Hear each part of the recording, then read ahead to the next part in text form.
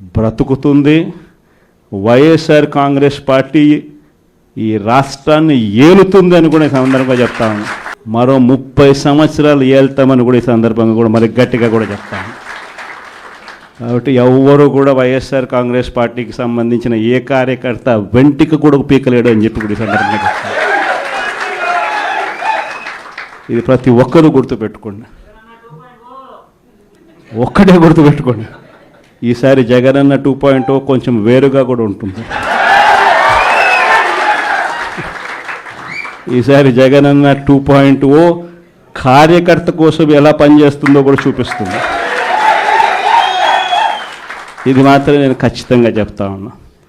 ఎందుకనంటే జగనన్న 1.0లో బహుశా కార్యకర్తలకి నేను అంత గొప్పగా బహుశా చేయలేకపోయి ఉండొచ్చేమో.